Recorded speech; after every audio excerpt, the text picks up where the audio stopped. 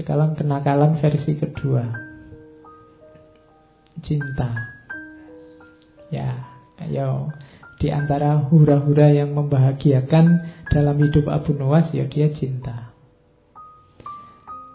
Dia selain suka kemabukan juga suka lawan jenis.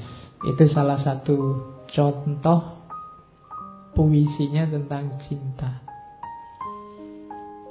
Saya bilang tadi banyak puisi-puisinya yang erotis yang tidak saya bawa ke sini. Duhai mata yang mempesona, engkau redup selamanya.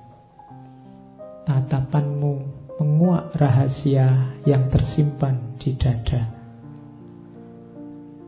Perhatikanlah diri kita. Engkau menutupiku meski engkau sendiri tanpa baju. Seakan takdir menyembunyikanku. Engkau membunuhku tanpa harapan untuk balas dendam. Seakan pembunuhan itu adalah persembahan kepada Tuhan. Itu kan kalimat pernyataan cinta yang luar biasa. Pinternya seorang Abu Nuwas. Jadi kalau bikin puisi kayak gini ya terus dikasihkan lawan jenisnya ya mesti langsung kelepek-kelepek kan, dibilangin duhai mata yang mempesona. Itu kan siapa yang tidak suka diginiin. Dan ini memang keahliannya Abu Nuwas. Ada sangat banyak puisi-puisi ekspresi cinta kepada lawan jenis. Bahkan ini ada satu cerita Abu Nuwas ini terpaksa naik haji. Kenapa? Ya, terpaksa, memaksa dirinya naik haji. Kenapa? Karena dia jatuh cinta sama perempuan namanya Jinan. Dan Jinan ini memaksa dia, kalau kamu cinta padaku ya kamu harus haji. Nah, dia terus terpaksa naik haji. Kalau sekarang susah ya. Tapi ini bisa jadi modus. Kalau perempuan ingin nolak laki-laki bisa. Kalau kamu cinta padaku kamu harus naik haji. Nah, itu nunggunya 20 tahun berarti. Ya, kamu bisa modus itu. Jadi kalau takut nolak bilang aja gitu. Oh, saya mau padamu tapi harus haji dulu. Oh, itu ngantrinya hampir 30 tahun sekarang. Jadi, nah kalau Abu Nuwas naik haji beneran ya, kalau zaman Abu Nuwas sih gampang. Apakah engkau tahu betapa umurku sia-sia oleh permintaannya? Sedang permintaan itu alangkah sulitnya. Karena dia males ibadah, wong dia senengane mabuk. Karena tak kudapatkan alasan untuk mendekatinya, terpaksa yang sulit itu kulakukan juga. Aku menunaikan ibadah haji. Dan kukatakan aku benar-benar telah haji. Duhai Jinan, akhirnya kemudahan menyatukan aku dengannya. Oh, itu jatuh cinta beneran ini berarti kan. Sampai rela naik haji padahal dia males. Ya, jadi cuma ya kalau sudah jatuh cinta apapun dilakukan. Makanya aku katakan aku benar-benar sudah haji loh ini. Oke, tapi toh ya sifatnya Abu Nuwas ya tetap putus nyambung. Ada juga yang saya potong itu. Kutulis di atas pipiku satu kalimat untuknya. Duhai beratnya saat berpisah. Ia menjawab dengan gerakan jemarinya. Kupahami pesanmu, namun untuk kita tiada lagi jalan bertemu. Oke, ya pokoknya kalau puisi-puisi kayak gini lumayan lah ya. Kita bisa mending. Atau ini, aku puasa saat engkau marah dan berbuka saat engkau bahagia, gembira. Oke, ayo. Jadi kalau pasanganmu sedang marah kan itu alamat kamu harus tirakat itu. Tirakat itu kan tidak bisa tidur. Kenapa? Karena dia sedang marah. Hidupmu tidak tentram, makan tidak enak. Jadi aku puasa saat engkau marah. Tapi kalau sudah luluh, sudah tidak marah lagi, saatnya buka puasa. Dan aku berbuka saat engkau gembira. Jadi di luar kecerdikannya tadi, Abu Nuwas ini seorang yang sangat pintar bikin puisi, bikin syair. Tapi ya tetap, ini dalam konteks dia hura-hura sebenarnya. Ini babak awal kehidupannya. Ya sering dia dikejar-kejar tentara, dikejar-kejar laskar karena kesalahan-kesalahannya. Tapi lagi-lagi yang menyelamatkan kecerdikannya. Misalnya kalau ada cerita yang suatu ketika rumahnya digeledah. Jadi digeledah banyak barang pecah. Karena mungkin nyari-nyari jangan-jangan menyimpan sesuatu yang bisa membuat dia diseret ke penjara, mungkin begitu.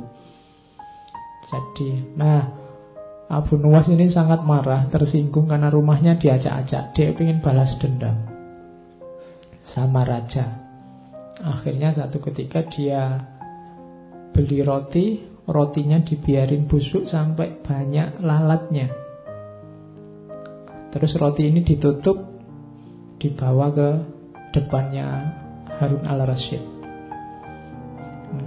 Ini sudah misi balas dendam ini. Karena dia tersinggung rumahnya diacak-acak. Lalu dia menghadap, wahai raja yang adil, saya menuntut keadilan.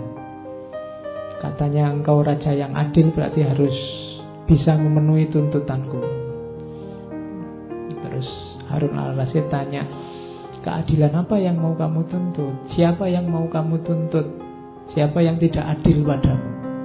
Terus dia bilang, lalat. Saya punya roti ternyata didahului oleh lalat, sehingga saya sekarang tidak bisa memakannya. Lalat ini sudah tidak adil pada saya.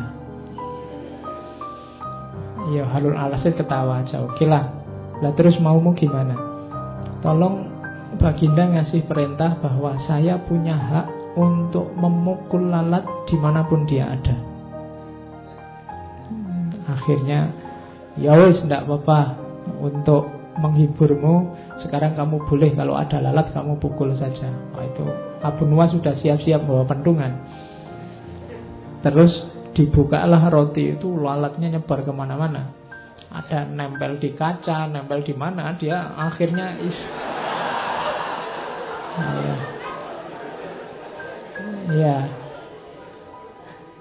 istananya Rajana dikeprui semua sama Abu Nuwas. Itu caranya dia balas dendam pada raja.